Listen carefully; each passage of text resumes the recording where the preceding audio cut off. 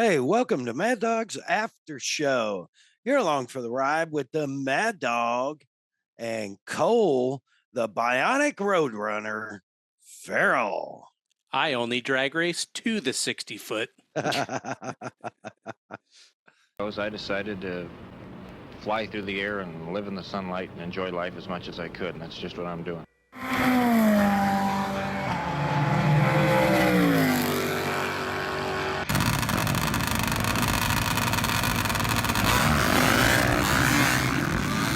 Okay, it's happening.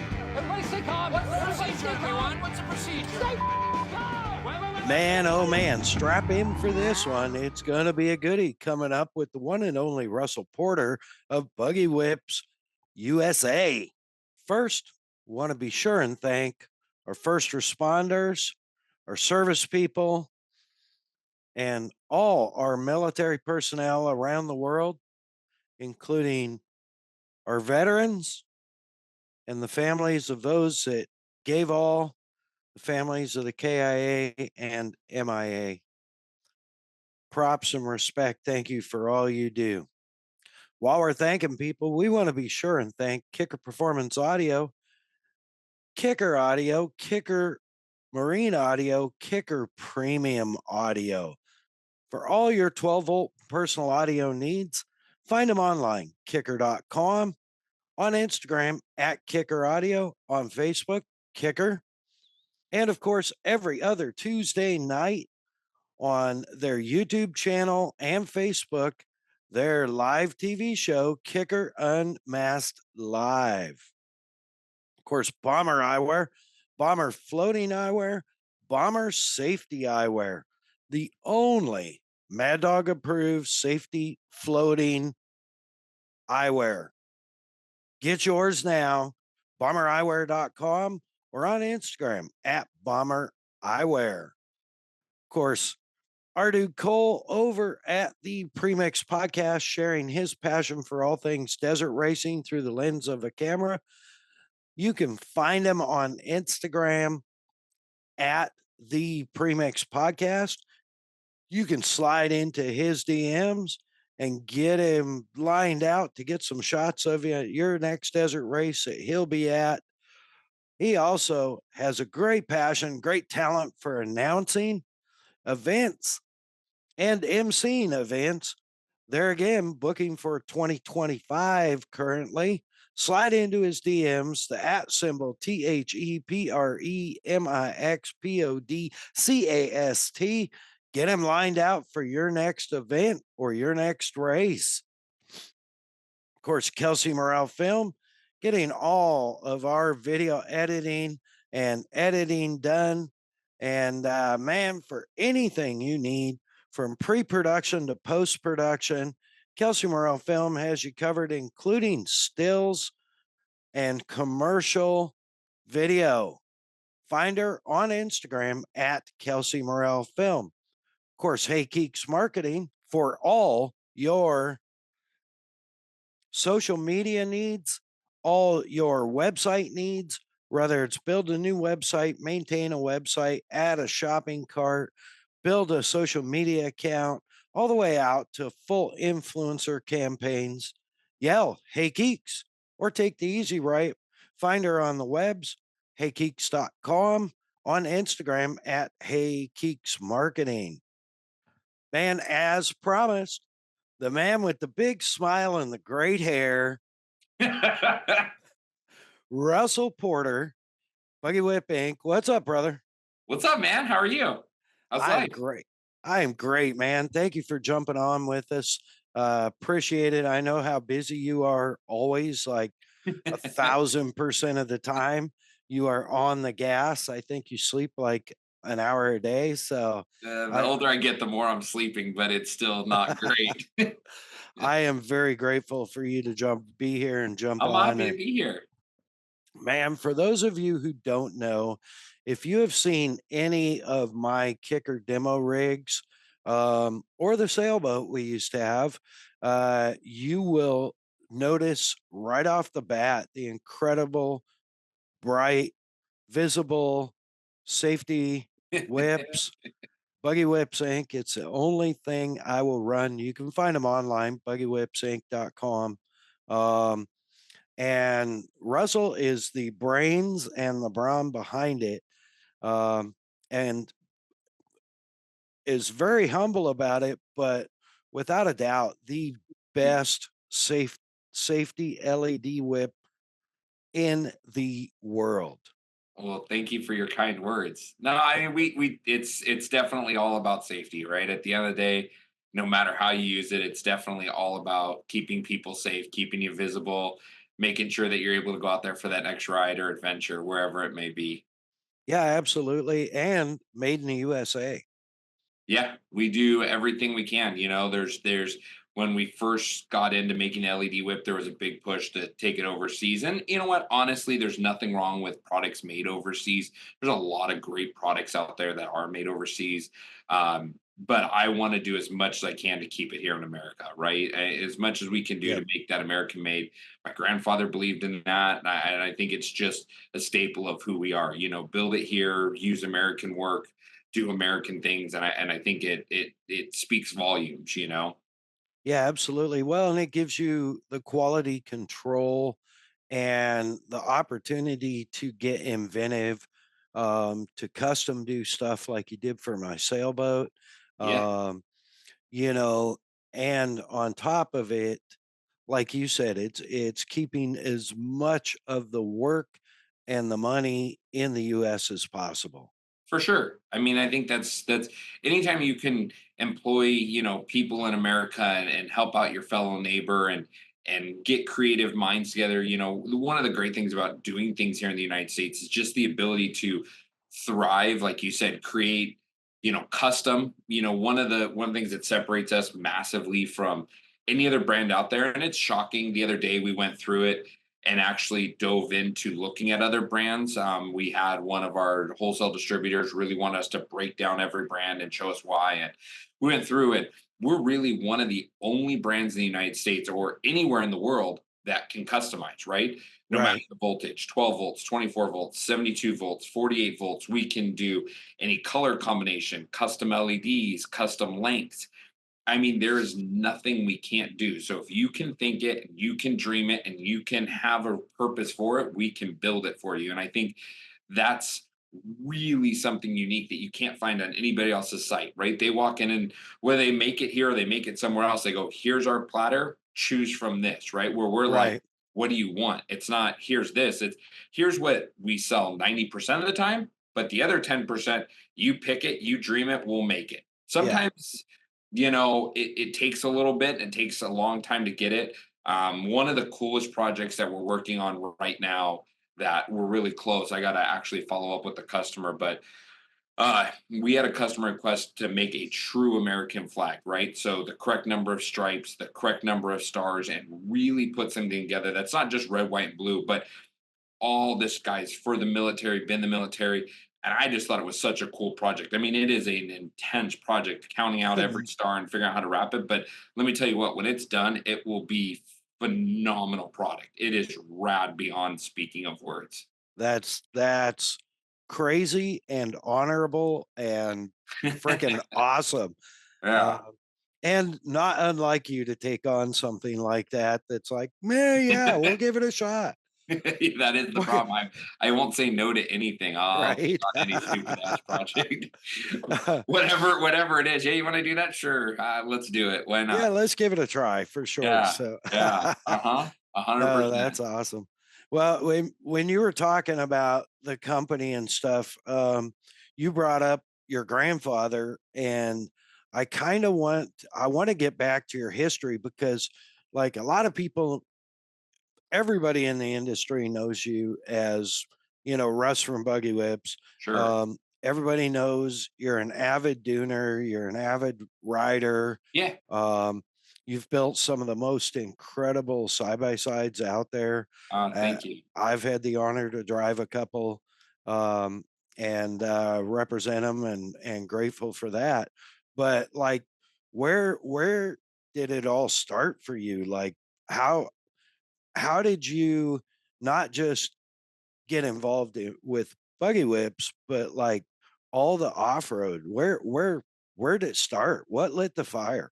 Well, my family's been in all types of motorsports. I mean, my grandmother actually raced NASCAR before it was NASCAR Winston Cup back in the day. And my grandfather actually laid one of the first cable systems in the United States, and they did all kinds of stuff. My whole family's from the East Coast, Pennsylvania and Massachusetts, and that area, and then they one day, the story as it goes down is my grandpa came home. My grandma's like, "I'm done with the snow," and he loaded the car and left. That was it. They were gone. Okay, we're out tonight, and they actually moved to L.A. Um, Wow. and they lived in L.A. And my grandpa worked for Lockheed Martin, and then started a CB antenna company. Um, and then my dad raced for actually Off-Road Warehouse back in the day in 516, and they my grandfather went down and did stuff with Parnelli Jones, and so they were just always part of the off-road community and racing and things of that nature. And then so he started Buggy Whip in 1967, and went to Pismo Beach, and there was no whips before him. I mean, he started the whip industry. I mean, now Right. it's there's 2,000 whip companies out there, and everybody and their brothers doing whips, and it's definitely changed a lot from when he started it. For sure. For sure. And what was that like? I don't want to jump off of like how you got started and where it came from you, but those first whips that he built, Yeah. dude, there's still some out there. There is some, and I think that's a testament of who we are. He stood for building a quality product. He wasn't going to put anything out there that was junk. I think that's one of the things that's really formed my opinion of business. And some may say it's good, some may say it's bad, but build something and build it that you're proud of it. Make something that you can go out there and put your name on it and say, I'm proud of that product, right? Yep. And Absolutely. he did that. He created something that's lasted whatever it's been. I can't do quick math, but 50 plus years now, and there is product that's still out there. There is still product that's out there. What's probably the coolest thing about Buggy Whip? 56. 56 years, there you go. What's the coolest thing to me about Buggy Whip, and what's made me proud of this, is I hear endless stories of people that maybe don't have their dad's flat pan race car anymore. Maybe don't have their old dad's dune buggy. Maybe don't have a race car. Maybe don't have any of that stuff. But they still have a Buggy Whip, right? It's sitting in the top of their garage with their flag, and they're talking about, hey, I remember the good times with my dad and my mom and my family out in the desert. I got rid of all the cars, I got rid of the gear, I got rid of that, but I still have the whip because it reminds me of it. So when you can take a product and tie it back to somebody's good memory of a family time or friend time or whatever that is, and that product still works and it's still in their garage. I mean, that's to me what this is about. That's what makes this. Whether it's, there's multiple generations in mining out in Julian that run a gold mine, and I still see them at every mine expo. We got one coming up in September, and they're still there, and they come and they remember my grandfather, and his grandfather remembers my grandfather, and they remember going to his original shop. And so all that, you just see lineage of people that remember it, and they have some memory, whether it's construction, mining, off-road, that ties back to that. And so when we ran just a traditional fiberglass whip from 1967 till 2015, and that product was great product. We still make it today. It's changed and evolved, and it's got some different parts to it now, but the general basic of it is still the same as it was back then. And so my grandfather, we get this question all the time, did you create anything but whips? That's all he did. Basically from the time he started it, 67, till the time he passed in 2015, that's all he did was whips. Never Right. created anything else. And I think that's rare nowadays, right? Most of these companies that you see nowadays, it starts with whips, then it's rock lights, and it's whatever they can alter or change or get their hands on or create. They just keep expanding the product line. Where we've stayed true to who we are. That's all we do is whips. Yeah. Just the other day we had a guy call and go, "Do you guys sell rock lights?" Nope. We recommend Baja Designs. That's who we work with. But it's one of those things where we stick to what we're good at, and we don't change off that path. We just keep doing it and doing it well. Well, and that's it. And that's the whole thing. Not only do you keep doing it. But yes, you do it well. And that history of the whip, it reminds me, I always think of our good friend Super Mario, and I'm blessed to see him at a few Red Bull events I do a Yep. year. And he's got that, man, that thing has to be a early 70s Chenoweth Yep. four-seater, like one of Mhm. the very first four-seat tall cage they ever built, as far as Right. I know. Might even be the first one. And he still runs. He bought a buggy whip Yeah. when he built that buggy, when he bought it brand new or built it brand new, And it and still works. it still works. Yeah.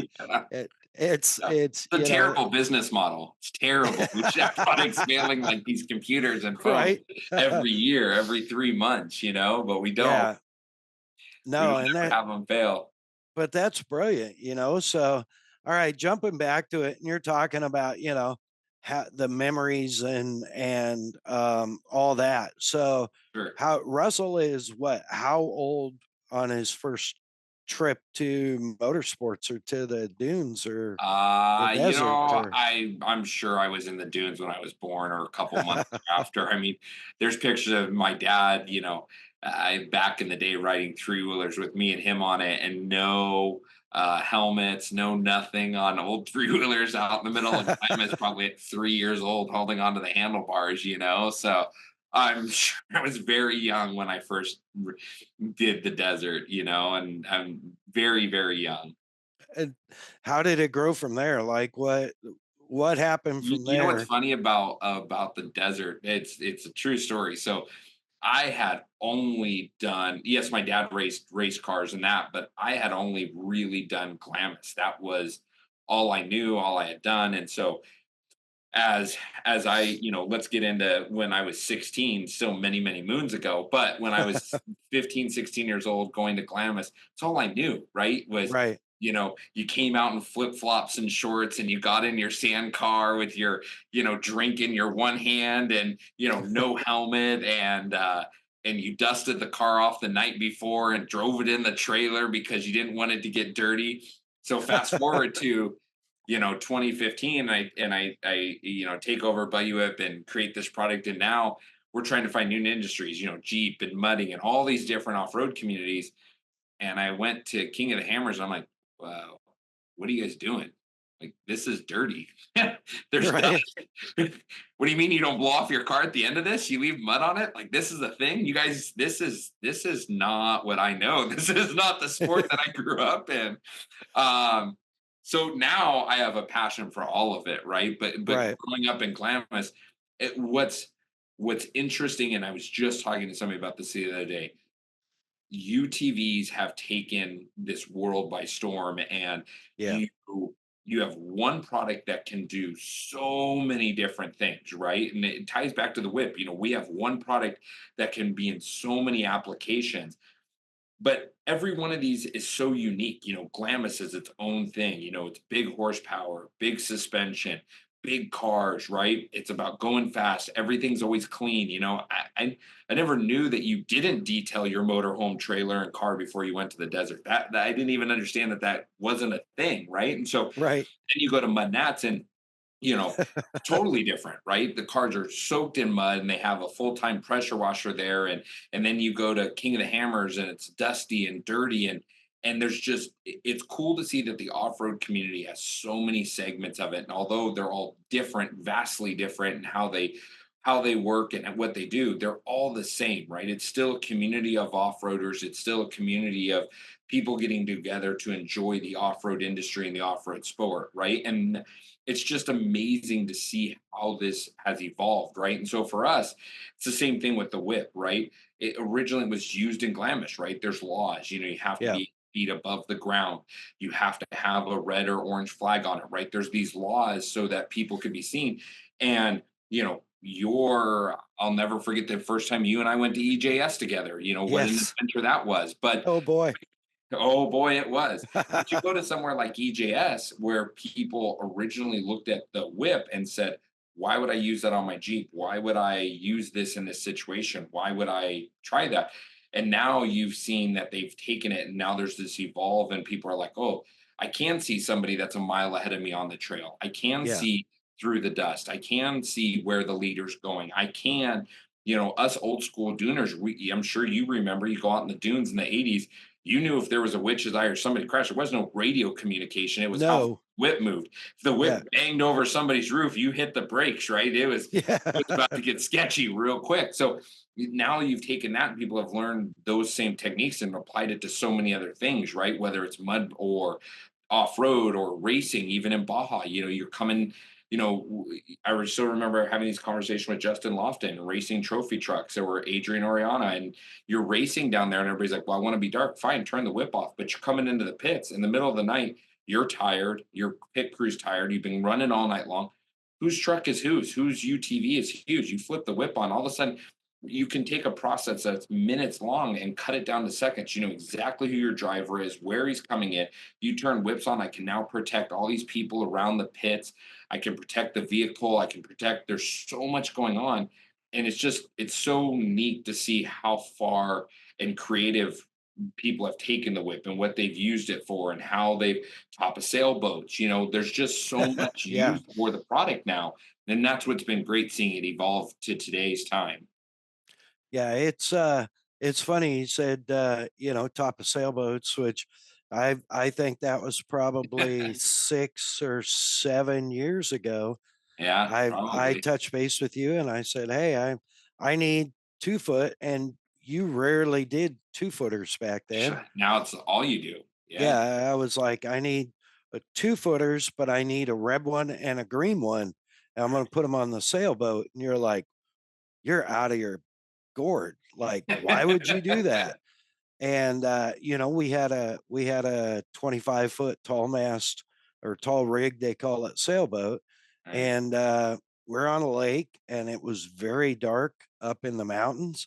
And I put them up on the spreader bars way up at the top, and there was no question in at night, where what was port and what was starboard. It Right. was like, matter of fact, one night that the Viking and I spent on the sailboat at the docks, we were just sitting there in the slip, and I had the mast lights on, and the dock master came up and asked me to turn them off because it was too bright on the dock.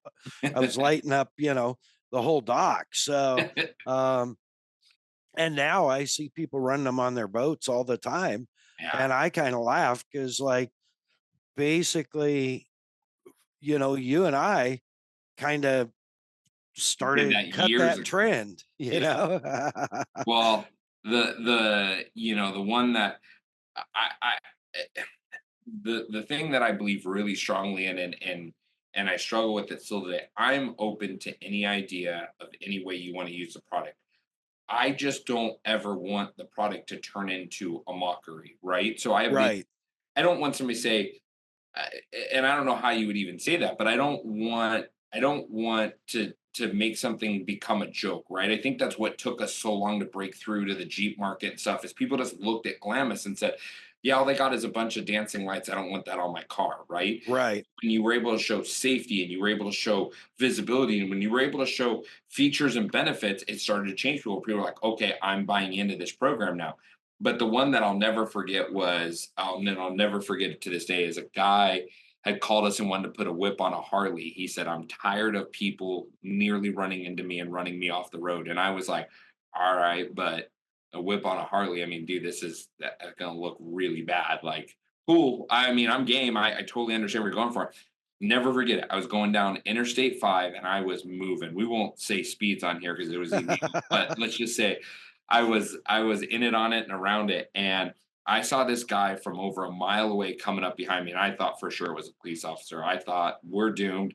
It's over. This is it. And I started slowing down and pulling over, and sure enough, it was a guy I had talked to a month before on a Harley with a green whip sticking a foot over his head and drove right by me. And it made me realize in that moment that it was a great idea. He took Yeah. something, he thought through it, made it work. And I talked to him afterwards, and he had not had a single car almost collide into him after it. So there's just so many great ways you can use the product and so many great ways that you can just improve your life and your safety and just the stuff around you with it.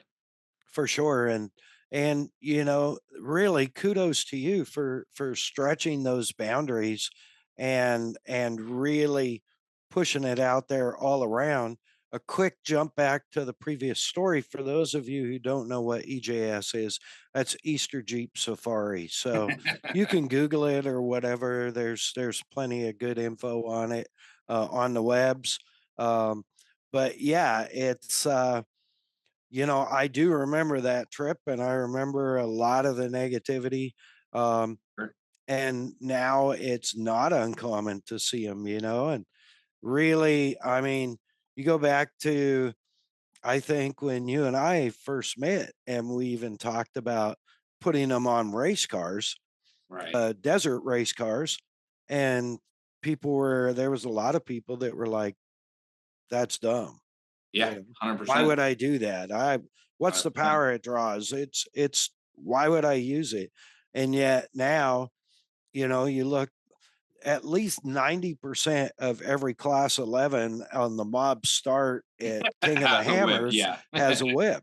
And Yeah. it makes sense, when you're looking, I mean, kudos to you for taking everyone else's safety personally Yeah. and really pushing the boundaries of everything, you know? It's important. I mean, it's you just nobody realizes. I think we all get, one of the things that really brought this is I went to we did a big annual ski event that we do every year, and they went through that and talked about skiing and where skiing had started and where it is today. And I don't remember the year, so I'm not going to try to quote it, but let's just say 10 years ago, as an example, the amount of people that wore a helmet on skis and snowboards was 0.1%. It was almost negligible. And they said there's no law saying you have to wear a helmet on a lot of these parks, but they're up to a 98% of people wearing helmets now. There's only 2% of people that don't wear helmets anymore, right? Same thing in Glamis, right? Nobody wears Right. a helmet to now. You don't see anybody get in even a sand car anymore without a helmet, right? So it's it takes evolving. It takes showing people that there's a better way. It takes showing people that they can, and it just takes time to do it. And it's taken us a lot of years to open that door to show people, hey, there is a better way, there is a safer way. Why wouldn't you want to be safer? And people are starting to come around to it. Yeah, for sure. And it shows. I mean, for those of you who don't know, hop over to Instagram and check out at Buggy Whip Inc. Um, because there will be a lot of comparisons of pictures of groups, and you can pick out the buggy whips there for sure. Um, Absolutely the brightest, and I've beat the shit out of them for you um, at times, and there. I mean, the durability's there. I tell people, Yeah. I have run some of your product very, very hard, very aggressively through the trees um, without a care of clearance with zero damage. So, you know, I appreciate that, and it's great people like yourself that have pushed those limits for us, that have allowed us to continually try to improve the product. I mean, I think that's probably one of my biggest pet peeves, and something that bothers me is if you look at the competitors of Buggy Whip and you look at who's out there as a competitor, 90% of them offer some form of a lifetime warranty. And they always say, oh, we offer a lifetime warranty, we offer a lifetime warranty. But if I bought my $50,000 UTV and I bought my $100,000 trailer and I bought my $100,000 truck and I put $2,000 in fuel in it to go to Oregon, and I unload it and I get off the trailer and I drive 10 feet, my whip breaks, it does me no good, because now yeah, my vacation, I have to go buy another product. Sure, lifetime warranties are awesome. Don't get me wrong. But if the product doesn't work when you need it to work, the warranty does you no good. And I talk to people about this all the time. I mean, it's a huge part of why we get the customer base we get. Yep. I'm not saying that we don't have issues. Everybody's got a product that fails, right? We do everything we can. We offer a lifetime warranty just like everybody else against manufacturer's defects. But I don't want it to fail. I want to get our percentage down, which it is less than 1%. We don't want to have a failure. If it's a failure, it's a failure on us as a company. It's a failure on me as an individual. It's a failure on the product. And so we do everything in our power to try to go above and beyond. It works at in conditions that nobody's ever going to use it, but we do that because we don't ever want it to break. If it Right. breaks, sure, call me. But at the end of the day, if you're coming over a dune and that whip's not there and it's potentially your life, then that's a problem, right? And I'm not saying that it doesn't happen. We just want to do everything we can to mitigate it so that we're able to build a product that's as indestructible as possible. Yeah, for sure. And it's a brilliant approach, for sure. I want to get back to those early days of Russell running, in Glamis. What was your ride? What was your first ride out there? I want to hear some of The this. first car that I personally, well, the first thing I bought was a YXZ quad back in the day, and it had Lone Star arms on it. I mean, it was probably a 30 plus $1,000 quad, and I look back now and I'm like, that was brain damage, but it was, back it was before UTVs were as big as I don't even know if UTVs were around then. And man, that thing was fun. It was rad. And before that, I actually take the back. We had a 1985 280, your three wheelers, right? Two-stroke Yep. three wheeler. That was still one of the best bikes this day. I think we all reminisce about owning one of those, right? Yeah, I've had a And couple. oh, they were awesome. They were awesome. That mini RCR one that's coming out, all electric, dude, that thing is rad. I just saw that actually on one of your Buggy Whip Instagram posts. Yeah. Um, and of course it's got a Buggy Whip It on has it. a whip on So it, but that thing yeah, is rad. But started out sick. at three wheelers, went to quads. Then I bought a Mike Mazzone, old school mid travel car. God, that guy was brilliant. Made amazing cars. Volkswagen motor, big horsepower. Just an incredible. I still have it to this day. I'll never get rid of that car. It's just fun. When the dunes are clean, that is one of the funnest cars you'll ever drive. But you got to drive it 10 minutes after a windstorm before everybody else in the dunes. It is Right. phenomenal for that 10 minutes. Um, and then I moved into the UTV thing and started with a Can-Am, and now I'm riding in Polaris Pro Rs, and man, what an evolution the UTV Oh yeah. officially has made. But in the early days, it was a quad. It was, load up on the gear and go out on the quad, little dim headlight at night. And man, those were the funnest days, right? There was nothing like, it just took so long to get across the dunes and so long to ride. And it's just, they were so fun. Yeah. So fun. Well, and you were um not everybody could do it. No, You know, that no. was the thing. Like now anybody, pretty much anybody can go out and buy a side by side that Yeah, has horsepower that handles. yeah, Um they can't all drive them like you or I, or some of our other friends, right. Cole, Mr. Stuntman. Um, but back in the day on the quads, I mean, or the three wheelers for that matter, dude. Yeah, yeah. Not very few people could ride a three wheeler effectively, and They were tough. They could get sideways on you quick in the dunes, and it was ugly fast. I I got 8x1 up in Christmas Valley, Oregon, actually, Yeah. and I was not a spring chicken at that time. I mean, that was probably only, um, man, probably only 20 or 22 years ago. So Wow. not that long ago. And of course, I had a 350X, and I bought it. I loved it.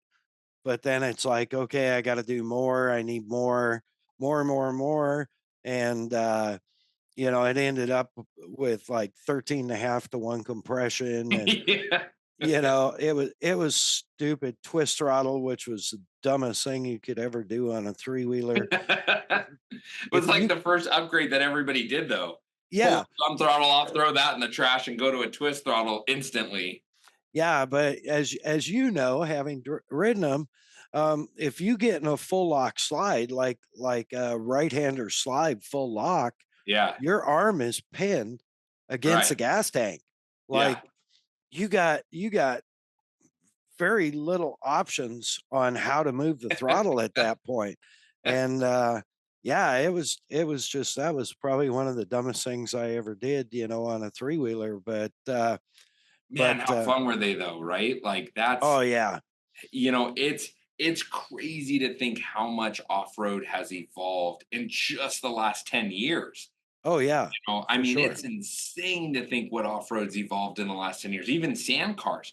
You were still Chenoweth and Mike Mazzone's, and those cars were still being built in the 90s, right? You still have Right. Craft back in the 90s. It was until now you got cars that are 2,500 plus horsepower doing 170 miles an hour with 30 inches of travel, right? I mean, Right. it's insane how much that you can go buy a stock Pro R right out of the box now. It does 90 plus miles an hour with 30 plus inches of travel. I mean, how we've evolved is insanity as off-road. It's just amazing. Yeah, it really is. And I'm always and forever thankful, for Rob Muzzy bringing me into the fold back, '07. Sure. Um, when, I mean, the very first Razor came out and everybody was like, "Oh my God," and now they were crazy. Like they're little mini, Baja remember the buggies, basically. remember the $25,000 rhinos with a $6,000 Baja Designs light on the top that Yeah. you launch off the dunes that had no suspension. I mean, pure death Yeah. in one of those golf carts. That's that's what I tell people. I started in the side by side industry when rhinos and Terexes were cool. Oh yeah. Uh-huh. So Yeah. it's like, but like you said, the evolution. I mean, it's been massively quick in the industry.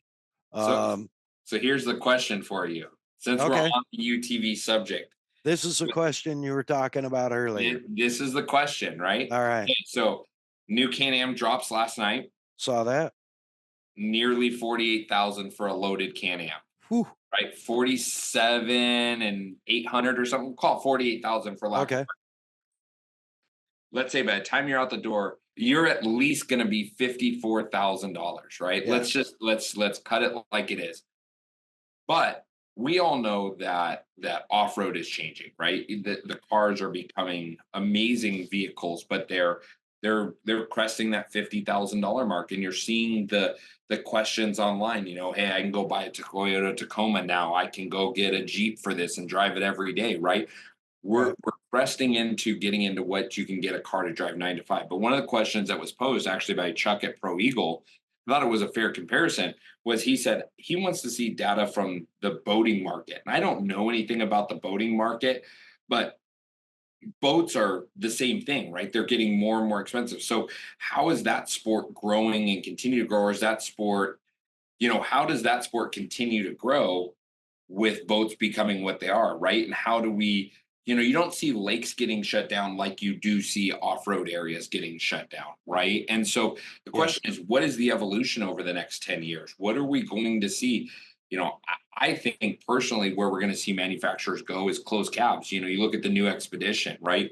right. Suspension, closed cab, motor, has everything you want. And so I wonder, and it's an interesting question, are we going to see manufacturers start to go towards street legal? Are we going to see them make vehicles and start to cross that line into getting into street legalness? I mean, where does this industry go?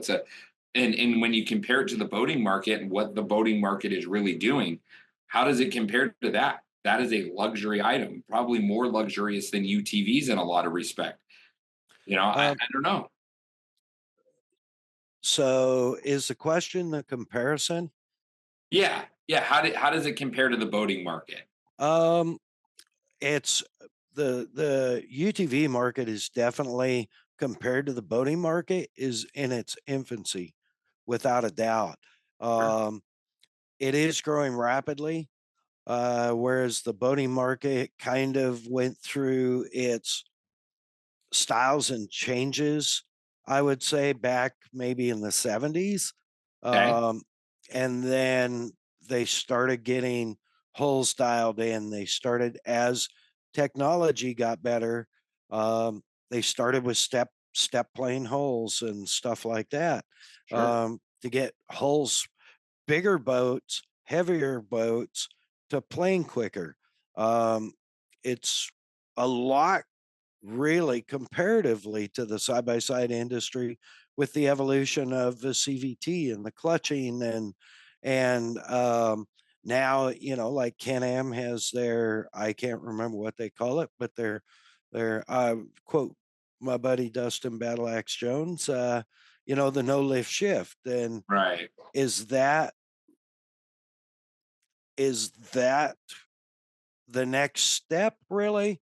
Or for me, I think there's a certain amount of market in the UTVs that really have to have that CVT Sure. because um, people don't know how to shift. Nowadays, you're not wrong in what you're saying. I think Yeah, that's and honestly, I mean, let's look at the Pro R. It's a phenomenal. It is by far my most favorite phenomenal car I've ever driven, and it has a CVT. They figured it out. They figured out the science behind it. I'm running 35-inch Sandcraft paddles on it, and the car does amazing on a CVT. yeah, So I'm not opposed to a CVT belt. I think it's great.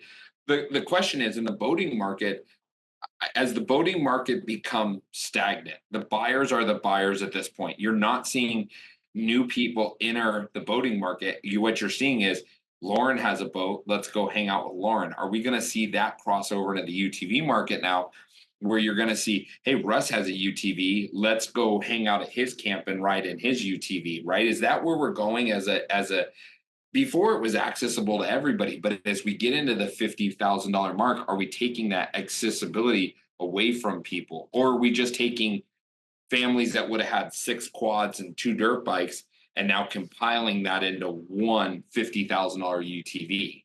yeah. As far as that goes, I see, especially being out here in Havasu, and maybe this isn't necessarily a true indicator of everywhere, but the boat market is still growing like crazy.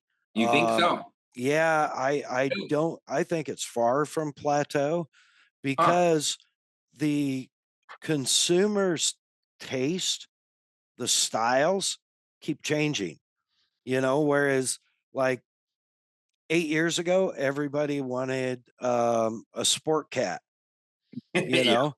yeah, Now those sport cat people are getting rid of their sport cats and going to like DCBs, 140 yeah. mile an hour boats, or they're going to the twin open cockpit like the Cobra that's 140 mile an hour boat, or they're going to center consoles, which has become just unbelievably big in the recreation industry. I mean, they're building luxury recreational center consoles Right, that, everywhere from 28 feet to 58 feet. And these guys they're not fishing boats, you know, they're right, not the old whaler. Um, right. and they're selling the crap out of them. So But I is that think market growing, or are we just taking the guys that had boats here and we're cycling them down, and we're just kind of running this loop? The people that are in the boating market, it's not growing; it's just shifting. It's doing this like circle I of rotation. I wonder. I think it's growing. Hmm. I don't think it's growing huge, but I do think it's growing because as the people that have most people that have like the 97 Chaparral, you know, are Right, going, oh, well, I'm going to step it up this year. And so has gotten rid of their, you know, whatever their Nordic. And so I'm going to step up to that because they bought a bigger, newer style boat. And Sure. so I don't think it's growing necessarily through new boat sales much because I think their people are graduating, but Mhm. I think the used boat sales and the economy boat sales are growing.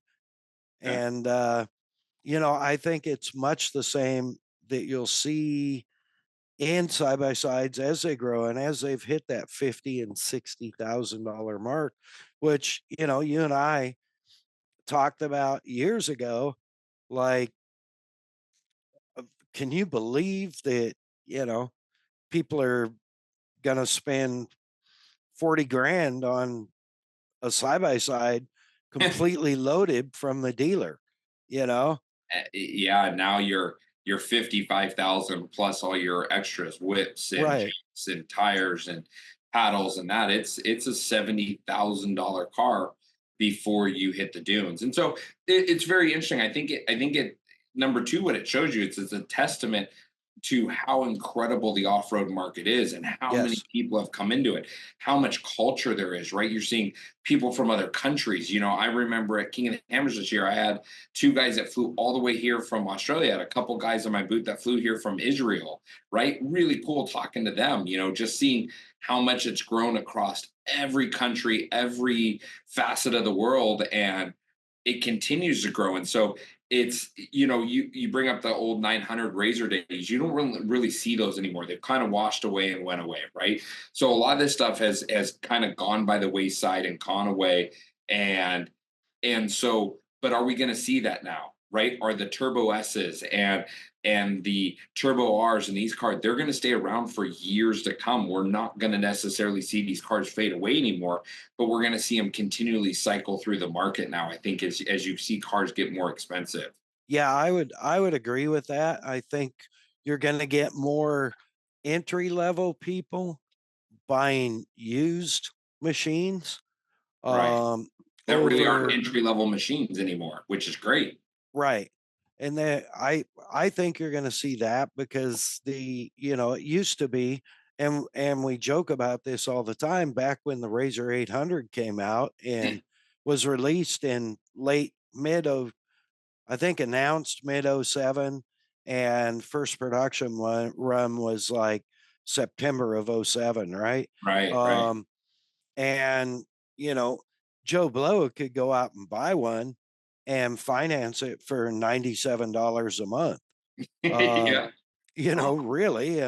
And so it's like, oh, $100 a month. Yeah, I can afford that. And when right. the 900 came out, the XP 900 came out, it was groundbreaking, trend setting, just Oh, as yeah. much as the Razor 800 was.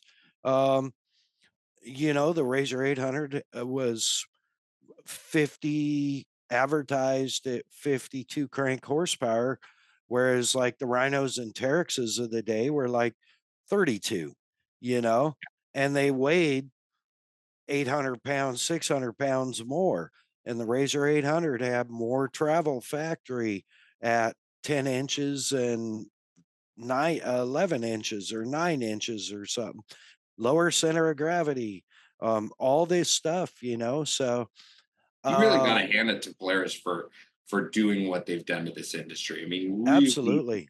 you got to hand it to them for what they've done and what they've created. I mean, if you look back at history and you look at the three-wheeler days, I mean, I think that's why you haven't seen Kawasaki push. That's why you haven't seen Honda push. That's why you haven't seen Yamaha push.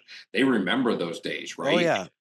And how bad it was back then and what came of it. And so it's really a testament to how incredible a company like Polaris is, that kind of, like you said, started with that 900 and hasn't really stopped, has had their foot on the gas, pushing to evolve off road nonstop. I mean, even with their factory racing team, I mean, they actually have a legitimate, like, NASCAR style factory racing team that's going out there and winning races. I mean, it's incredible. No knock to the incredible racers that are out there before the Pro R team came along, but it's really incredible to see how much they're pushing to evolve this industry. Yeah, absolutely. And I've often joked somewhat seriously that every other side-by-side sports side-by-side manufacturer in the industry should be paying Polaris a little royalty for all the time they spent in court and all that. And really, Polaris should be paying Yamaha for the battles that they fought and won on the Rhino Sure. to begin with. But yeah, Polaris has done a great job, and they have marketed. They had the Razor 800 was a very inexpensive product at the time. Right. It was, and it was at the time highly capable. I mean, you could take a stock Razor 800 and put Sandstar 25s on it Yeah. and go out and shred any big bore Rhino. Right. And then it was the like I said, the 900. And then, the 1000, when they popped the 1000, and I think they announced it in July of 13 at the Yeah. dealer meeting. Mhm. And, I was with Muzzies at the time, just a little background insight. And we had the opportunity to be involved we have been involved with the Polaris engine development program since about 2012. And so we had the opportunity to have some input and be involved with the 1000. And when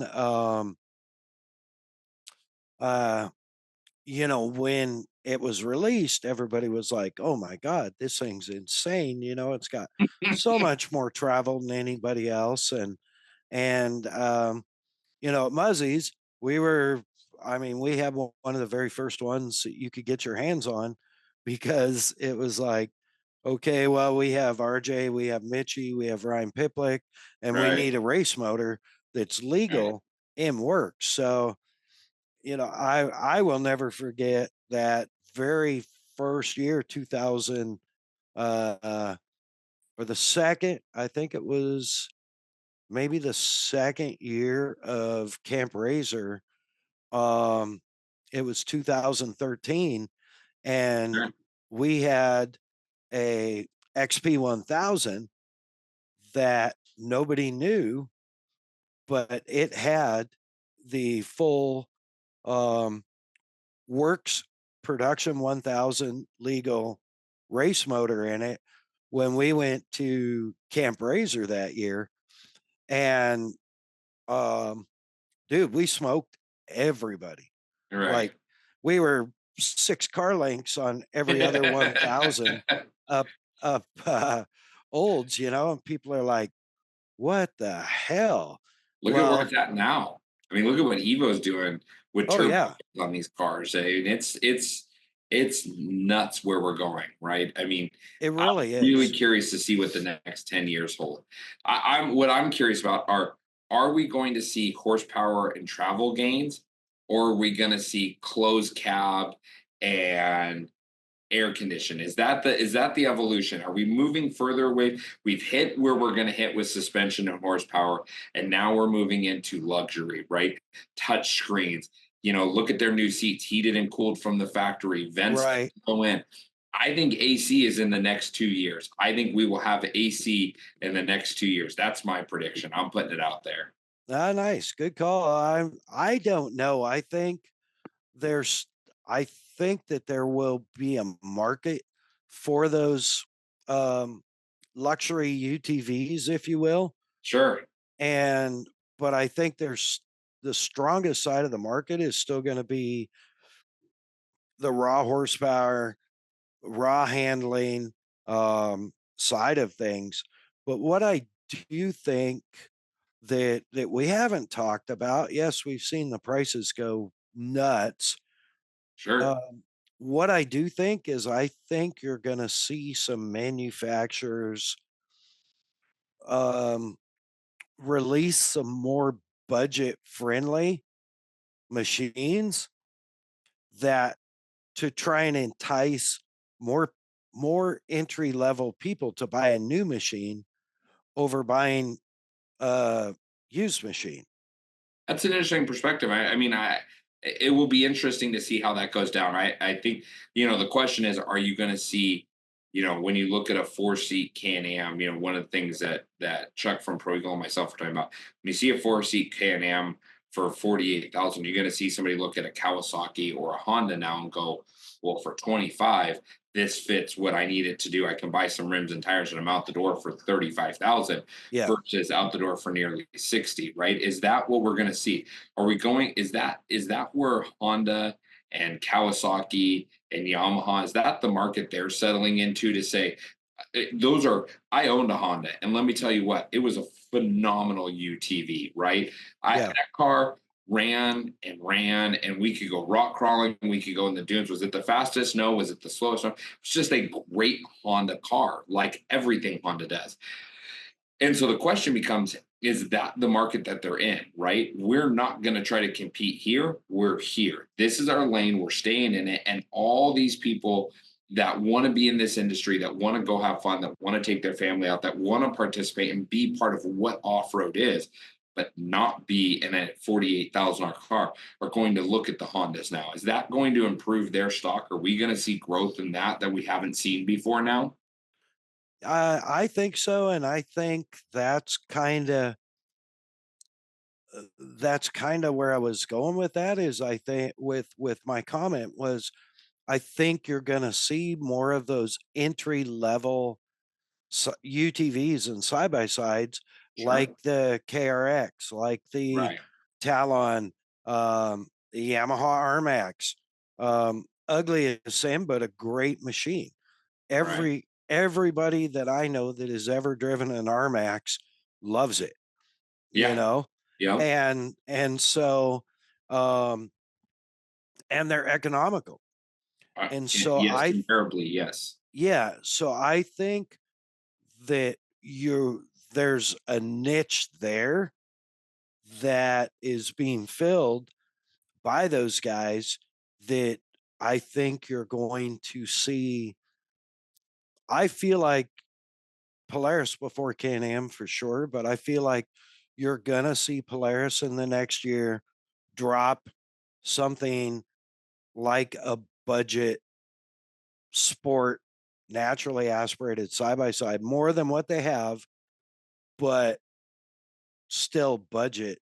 Um, with I mean, there's companies coming in like Hyson, Another and one, yeah. yeah, I mean, people laugh about Hyson, but I have a good friend, Ronnie Renner, that is an ambassador for them. And I've talked to him a couple times and he beats the snot out of them Right, and is not unimpressed. right.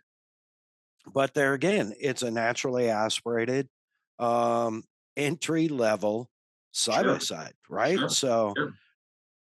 Um, so I think, It's gonna be interesting no matter what, right? It's gonna be yeah, for interesting sure. to see where it goes and where it evolves and where we go as an off-road community. I mean, I'm so thankful that we're seeing it grow, right? Not only do I love this sport and I love the people in it, I'm very happy to see that it's continuing to go. Guys like yourself that were part of those entry level programs and have now seen it where it's at. Yeah. You've seen, the Red Bull Sand Scramble, looking at the flags behind you, incredible events like that being held and allowing to take the everyday guy and have him be part of something cool, right? And Yeah. that's what's so great about this community is that you're seeing generations of kids start racing in a 170 and growing up in Polarises and getting to the point where they can race on a factory team. I mean, this is stuff that you only saw in circle dirt track and that kind of stuff. And now you're seeing it evolve into off road. And I think it's fantastic where we're going. Yeah, I think you saw it in the US and certainly, in the short track, dirt track, paved Sure. ovals, in Europe more karting, but so it was I having ran a traveling touring kart team. for a couple of years. It's not cheap, you No, know. no, Racing a side by side, if you want to get into racing a side by side or a UTV, um, it is relatively inexpensive comparatively to, I've also run circle track teams and tour, Northwest Tour, and built cars and chassis for years. And, what we had into our tour car, um, in 1 year, and to do the circuit that we were doing, dude, you could run an entire desert season in the pro turbo class, um, in one of these desert series, and come out with money in your pocket. So, um, definitely, definitely progression. But I think, as it progresses, I think we're going to continue to see everybody push the limits, the horsepower, the suspension, yeah, all that on the brute strength, glamis, um, race car side of things. But I also think you're going to see the manufacturers start going, we need to bring more people in. And so we need to have something to set the hook, right? Because, right, I mean, for karting, as an example, you could, you can go spend $45 and race a go-kart at sure, your local K1, you yeah, know? So, okay, you do that a few times, you decide you want to do it. You drop a couple of grand or 5 grand on a turnkey cart. You go out, you get addicted. That's how you set the hook, right? So, how is the UTV and side by side industry setting the hook right now? And you brought up a good point with the 170s, the 200s, the 250s. sure, Um, that's definitely the a way that they're bringing new life in. But these kids can't go, when they're 16 or 18 and they've driven dad's car this whole time, they want their own car. They're not going to go buy a $60,000 car. They're going to go buy a $25,000 car. sure, So, I think that we're going to see, I wouldn't say the industry dividing, but I would say there's going to be two levels, maybe three, with the comfort level, the new, like, air conditioned and heated seats. I mean, I remember you had heated seats in the Can-Am, yeah. I and had heated seats back then, yeah, and I and you ridiculed can't. It's you. cold at night, Yeah. especially I at Hammers. Yeah, I was gonna say I ridiculed you about it until 5 a.m. when I had to get it in the booth at Hammers, And then it was all of a sudden, this is nice. and then I can I get didn't out of want to it. get out of it. Yeah, Yeah, for sure. So, and there's something to be said for that market. We're seeing that in yeah, the crossover UTV market, as far as like the Expedition, the Defender, the new Kawasaki Ridge. I mean, they've gone from utilitarian to sport utility to ultimate luxury sport utility utilitarian. look at the new Expedition. I mean, Yeah, it's like you said. I mean, you put HCR arms on it. Then you've got a mid travel air conditioned car, Sparco racing seats in it. Right? It is a right. little tunable, rad car, right? And it's got AC and heat. I mean, how can you beat it? I mean, that is where we're at. It's just so rad to see, man. It's exciting to see where they're going. It's exciting to see what these manufacturers are doing, and I'm very excited to see what the next evolution is. Yeah, me too. And it was I was blessed, to be involved in the industry very early on, Sure. and watch a lot of the evolution, and be involved behind the scenes a lot of times in the evolution, where I couldn't say, hey, there's a performance package, there's a Jagged X performance package coming out in 6 months. And I just happen to know exactly what the cam grinds are, or whatever. But yeah, man, it's exciting for sure. And Exciting time, and I think we're about to go through a change where you're going to start to see, that there's no cutting it around, right? It's slowing, and I think people yeah, are having to work harder for that sale and having to show what differs them from somebody else. And for me, when we look at the UTV side, that's why I have fully backed Polaris and went the direction they're going. And you look at what they do at Takeover, and it's actual Polaris employees there, and there's actually reps there to help. And the story that gets me is this kid came up while we were at Takeover, and he was like, hey, I need an alignment. This thing's not even drivable. I don't know what I did. And rather than turn him away or say, hey, we can't help you, the guy went in the thing and got tools. And yeah, it was a backyard alignment, but he made it work for that kid for the weekend. And when you see a company that has that kind of passion, that isn't sure. just trying to sell you a car, they're at the event, whether it's small or large, no matter the crowd, they're there not only to let you show what they have now, but to help you with what you have. I don't know that you can find a better company that's trying to evolve off road right now as much as Polaris is. And I think that's just a statement to who they are. Yeah, I think they've made a big statement on that way early on with Camp Razor Yeah, and for sure. all of that. And I think maybe midstream they lost vision of where they were going or who they were. But I think they gathered that back up, and kudos to some of the people over there that you and I are both know well and are good friends with, for reeling that in and bringing that back and Okay. refocusing the entire company, Yeah. as far as the UTV side by side market goes. Um, and it really is a very few individuals that really fought that battle, and kudos to them.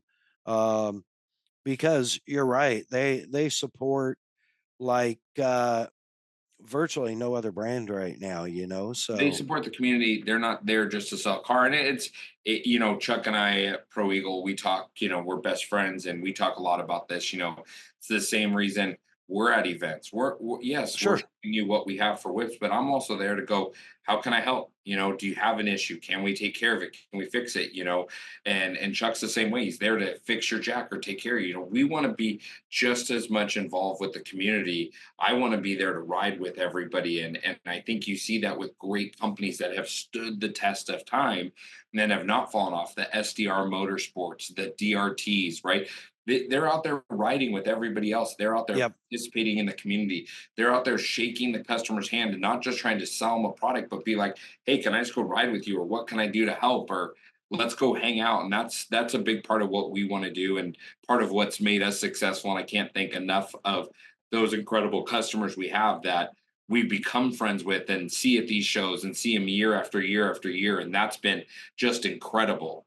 Yeah, really, really, the off-road community is, I always say, it's a huge industry, but it's a small family, Yeah. you know, and we saw that, when the Razor came out, everybody and their brother built cages, and very few companies made it through '09 and 2010, And we're about and to go through it again. yeah, yeah, a very good possibility of that. And I Yeah. think, but the ones that made it through there are still exist now. A lot of the great companies that you Sure. mentioned. So, Yeah, um, you got to be part of the community. You need to for be out there. sure, You need to be riding with them and participating with them, and being able to say, "Hey, I'm here with you guys. I understand. What can we do to be better? How can we help to make a better product for you?"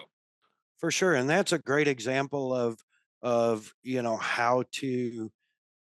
how to be a valued part of the industry, not just as a person or an individual, but as your company also. Yeah. Um, so yeah, man, it just great, great job the dude, we got on a whole different tangent there, other than Russell's history. But you know what? We're pushed up on time, and I don't want to hold you, No, but we're good. I want to say thank you very much, and really I want to say thank you to all your listeners and anybody that's buying Buggy Whip. I mean, you're the reason we're able to come here every day. Without you as a customer, none of this is possible, right? So if we make a mistake, we apologize, and we're there to stand behind our product, and we want to be part of this community, and we want to make a great product, and we try every day to make something that doesn't fail, that works hard, and does what it's supposed to for you guys. yeah, and you do a great job at that, I and you appreciate that. have, and it's and the company has forever since 1967. We You are know, still the same family-owned company that we were then. I mean, we have not changed. Was from my grandfather to me, and that I'm hoping I can pass it on to the next generation. And we're not that there's anything wrong with big corporations. We're a family-owned company like we've been, and we want to just make great products no matter who you are or where you come from. To just give you a little bit of history on this. So in yeah, 2015, when my grandfather passed away, the market had shifted, right? It had moved away from the traditional fiberglass, and you had LED whips now. And the struggle for us is that we did such a good job at it to just go out there and release a product and say, here's this. That wasn't in our nature, wasn't in our DNA. And so, to be honest, the outer coating that we created was actually developed with several other companies, and we spent the total money spent was in the millions to create it. And before that product was created, there was actually no UV truly clear shrink tubing designed to be clear in that, right? That segment had yeah, never done. So when we came through and said, well, we want to create this, we actually created a product that gets applied a certain way and gets done a certain way that has those attributes in it. And so there's actually multiple new divisions that are out there creating clear protective coating that's UV resistant for that purpose. So we wanted it to not just create an LED whip, but create something that was totally different. We didn't know how you were going to use it. So we yep, wanted coatings to be used, and you to use it in any weather condition and leave it in the sun. And so we worked really hard for multiple years before we released it. And we stood our ground and made a product here in the US and did the things and didn't just go overseas. And I think it's made us who we are today. yeah, absolutely, and to that, um, I believe that there you have been the only LED safety whip in outer space. We did send some to space, yes, Yeah, I which is remember pretty that. cool. Yeah, you were there when that happened. The guy Yeah, we met at King of the Hammers. Yeah, yes, sir. yeah, That's we're probably one of only we're probably the only company, but we actually ship our product back to China to be used in mines. They yeah, have such bad luck with the product over there that they actually buy our product and ship it in containers back to the mines in China to actually be used because we're the only product that doesn't fail. I mean, right, they make 90% of the market, the world market, and we're building a product here and shipping it over there. We're one of the few that ships into that country instead of right. out of that country. Yeah, yeah. It's funny, and a lot of times, I'll get questions at events and stuff about the product, and I tell a brief history of the company. Your grandfather started it, and Sure. unfortunately, when he passed away, fortunately for the company, you took over and had a whole new vision, and are driven and stubborn and made it happen, and did set your Definitely that. own mark on the company, really. Yeah. Whereas, and it's so cool to see, going Thank back you. to Super Mario's rig, his old Chinook, he's got your grandpa's whip from 1973 or whatever on one side, and your lighted whip that you designed and you pushed for and you created on the other side. Sure. So, it's really cool. And I'm sure he's not the only one out there. And, No. it's just rad. I mean, to be, And one, well, I appreciate you saying that, and honestly, my success is due to multiple people. I want to be the first person to say I'm really nobody, right?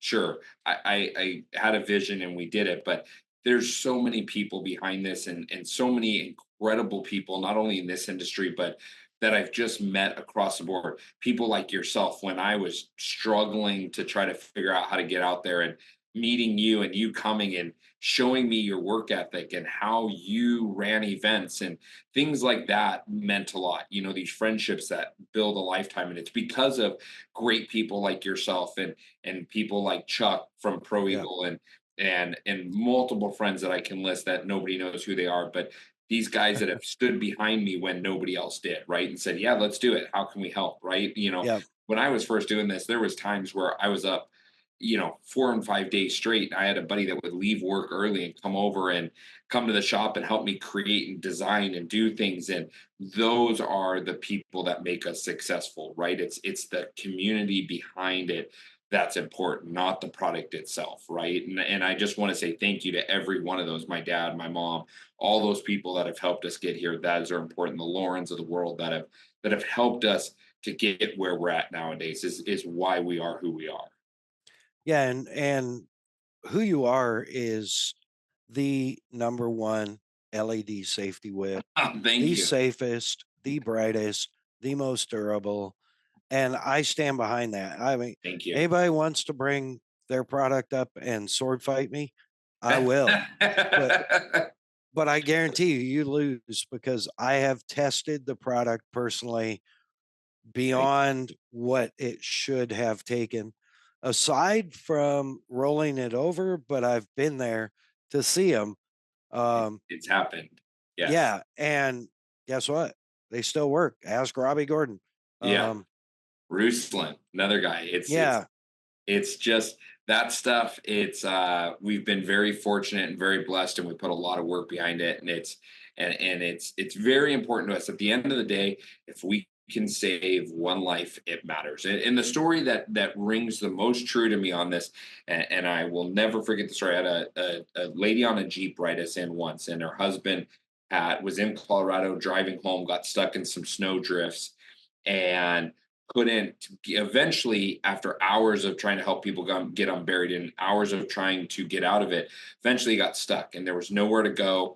And the one thing that did work on his Jeep, he couldn't move, was his light, his LED whip from us. And somebody, they don't know the distance away, saw the light, turned to his wife, said, "I got to go somebody see if somebody needs help." He came down, got the guy out of his car, and the guy, had that guy not come there, he would have died of hypothermia. So yeah, that mother said that her son has a father and she has a husband for the rest of her life because of our product. And that's, you don't hear those stories, right? And we no, talk about it all the time. I can ask anybody this question, and not one person in the world could answer me this. How many near misses did you have today? How many near misses did you have in your life today? Did the chrome on your rim reflect when you were driving through a stoplight and somebody hit the brakes? You have no idea. So right. we never get to hear how what our product did to save or help somebody out. But what we want to do is we want to be that product. We want to stand behind it, and we want to make sure that it always works. Because if you're in the dunes and somebody sees it, you may never know. Maybe they moved out of the way. And that's why it's so important. Yes, we want it to look cool, but safety at the end of the day, like we were talking about earlier, these cars are getting so expensive. They're so big. And although they're safer, your kids are in the back seat, right? We have kids in car seats now, and babies, Yeah, all these people. This is the most precious thing in the world to you, and we want to make sure that you're seen and you're visible so that you don't have those issues. yeah. That's It's and very important. it's a great core philosophy, and that's part of why you know you are who you are, and Buggy Whip has had the success it has. Um, and kudos to you, your grandpa. You know, um, man, yeah. I mean, saving lives since 1967. And like you Hopefully, said, the perspective is who knows how many, right. you Right. know? You just don't know. And whether it's on Harley or a race car or whatever it is, we want to make sure it always works and it's always safe and it's always ready to go. And so, we appreciate every one of the customers out there that's listening. We're always an open source. You can call us and say, "Hey, I'm having an issue. How do we fix this?" Yep. And we really appreciate everybody. We're not trying to sell you a product. At the end of the day, yes, we make a product and yes, we sell it, but it's more about what's behind it and being part of, no matter who you are, being part of your community and hearing your story and seeing how we can help is what's important to us. Yep. That's fantastic. Now, as we wrap up, I know you have some industry partners and sponsors that you need to thank. And man, you got to get those in there. Got to get The that list in. is long. There honestly, there's so many incredible companies that we work with. There's honestly not enough time in this podcast to say it.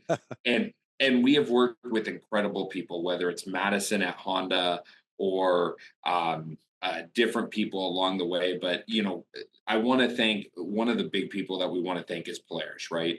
Yeah. They have just been an incredible company to work with. Not only are they using Buggy Whip on all their stuff and at Camp Razor and officials, but they've just been, from every person there, whether it's a person setting up to sitting at Camp Razor and talking to the vice president and the president of the company. They've all been absolutely incredible and just kind-hearted and wonderful, wonderful people to work with. So can't thank them enough.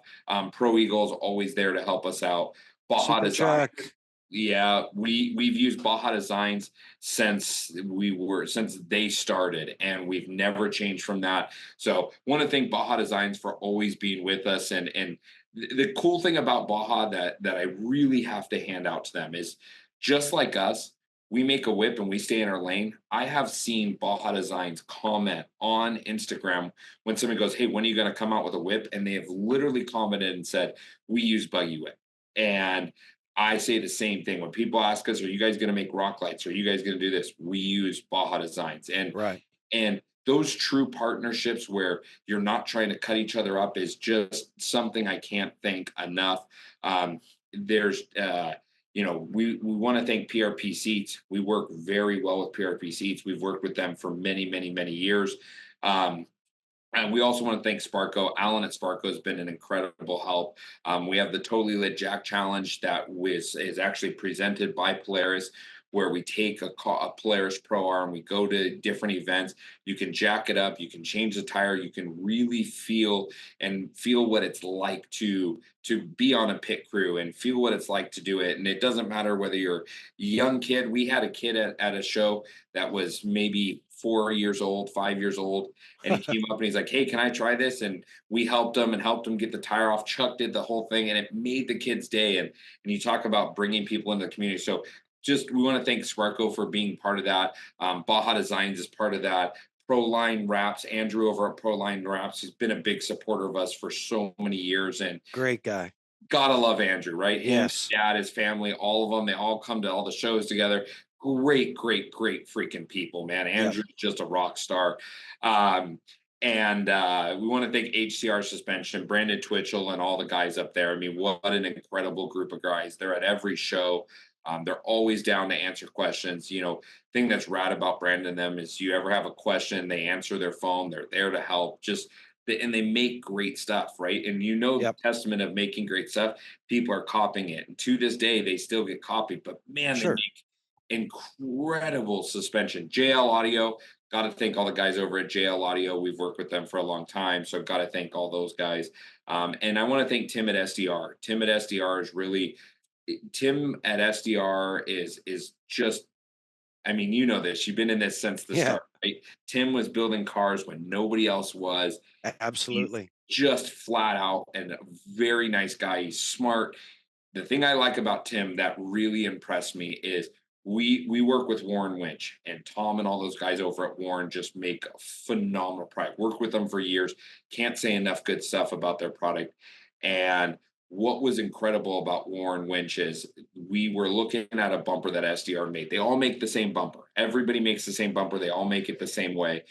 And the bumper, the way you want a winch mounted is you want the bolts to be just there really to hold the winch up. You don't want to pull against them because they'll just pull it out. It's aluminum. And so Warren gave us this whole breakdown of, hey, this needs to be changed. And rather than Tim going, that's just the way we make a bumper, use it or don't, we took it back to Tim. Tim took it to his engineering department, completely redesigned the bumper from start to finish, completely changed the way that the bumper operates and works and everything else. 100% completely changed that product. And when he changed that product from start to finish, he made it work to exactly how the winch is supposed to work. So rather than being like, "Oh, hey, this is our product," he listened to them, didn't have an ego about it, and said, "Cool, how can I make it better?" I mean, who does that? You know, Yeah. that's incredible. Sector 7 that met those guys years ago, used their mirrors forever. Just a great mirror, a great product. Guys over at Evolution Power Sports, Sam, Jim, Todd, I mean Jacob, you know, they're once again family owned company. I mean, I think Yep. that's what we see through and through this industry is just great family owned companies that just do incredible stuff, right? Raceline Wheels, Rich, we all know Rich, right? Oh Rich, yeah. God, Rich has been in this industry forever. Love that guy. But all those guys at Raceline Wheels, they make great trailer wheels and all that. BFG tires. You know, we use Sandcraft. Sandcraft tires are just flat out amazing. Best pal tire we've ever used, honestly. They've just been great guys. And there's so many. I can go on Yeah. and on, but the guy Landon, his whole family at DRT, that's somebody you want to look at what off-road means. Look at Landon, right? Him, his kids, Pete, all the guys, Mark, all those guys over there, they're family, right? They come to all the events, they're hanging out with everybody, right? Landon's the first guy, if you have an issue, to come up and go, how can I fix it? I mean, you just don't see that, right? And his kids are Right. right by his side. Um, it's just incredible, right? He's just amazing what he has done, right? And so can't say enough good stuff about him and that whole family over there. We do, secretly, nobody knows, but I can't announce it on here, but Tim and I, along with with an incredible person, have a new product coming that's going to be launching here soon. And so that'll be out in the next couple months. We'll announce that. That's going to be really huge for the UTV industry. So Cool. there's just so many great people in this industry. I just can't say enough great things about all of them, Lauren, yourself Yeah. included. Oh, thank you. I appreciate that. That's There, yeah, there's so you work with some really great people, and I worked with when I was with Muzzies, I worked with Tim a lot right from the inception until we were, closed at the end of 15. So, I'm very fond of Tim and the work that he does. So, he's yeah, been he's been incredible from start to finish, right? yeah, He's just he's a great he, guy he's the leader of the pack, right? He's pushed all of us to new heights and for new sure. things. And I mean, what do you say about somebody like that, right? I mean, that's incredible. Yep. I actually the very first video on social media that I had over 100,000 views on was a car that Tim built that had our Muzzy exhaust on it, and it was just a walk around video of it at Camp Razor. And data was so bad back then that I had to wait. I set an alarm to wake me up at 1:45 in the morning to post the video, and it had over 100,000 views in 24 hours. So, Wow. And um, when was that? oh man, that would have been probably 2013 or 14. Wow. Yeah, it was one of his super custom four-seaters, He full just body work and oh, everything. It was crazy. just So, does awesome. I mean, yeah, he's just a great guy. I mean, the other guy that in this industry that I've been friends with for so many years, and honestly, his product is the best product I've ever seen. But is Ian at Full Throttle Batteries. If you've ever had the chance to, I know you've met him and hung Oh out with him. yeah. Yep. Let me tell you what, there is not motorhome, trailer, UTVs, forklift, everything we have runs full throttle batteries, and I have never had a single issue. I have a full throttle battery that is 7 years old and a Can-Am and still works to this day. Wow. That's And Ian's crazy. the guy, like, he does all the BDRs and does all the rides. He's just he's another one of those dudes in this industry that just he'll just brighten your day. He's just a great guy. Been in Yeah. it forever. He's just a great, great, great guy. That's awesome. All right. Well, with that, I think we should hit the end of the record. Russell, thank you so much. I appreciate you. Um, if you want to hang out while I do my closing credits, you're welcome to. Otherwise, I appreciate you, brother. It's great to have you on. You're the best, Lauren. I so can't thank you enough for this opportunity, and I want to thank, if anybody's out there that hears us, we appreciate each and every one of you guys. I mean, really, without customers, we can't do this, and so I appreciate you guys more than you'll ever know. And Lauren, thank you for the opportunity. I just can't thank all you guys enough. Absolutely. Hit us once more with the website and the Buggywhip.com. buggywhip.com, That's it. and Instagram is at buggywhip Buggywhip Inc. Inc. INC. Yes, INC. sir. Yeah. Yes, sir. Check them out. Go give them a follow, give them a like. And while you're doing it, be sure to go to your streaming service and give us a like, a comment, and a share. And be sure and tell us all your friends about us. We're thankful for all our loyal listeners. Super thankful for our great partners and sponsors, Kicker Performance Audio, for all your 12-volt personal audio needs. Find them at kicker.com, on Instagram at Kicker Audio, on Facebook, Kicker. Every other Tuesday night, their live TV show on Facebook and their YouTube channel, Kicker Unmasked Live. Check it out. Bomber Eyewear, Bomber Floating Eyewear, Bomber Safety Eyewear. The only eyewear Mad Dog wears. Find them at bombereyewear.com or on Instagram at Bomber Eyewear. Of course, the Premix podcast, our man Cole, sharing his passion for all things desert racing through the lens of a camera.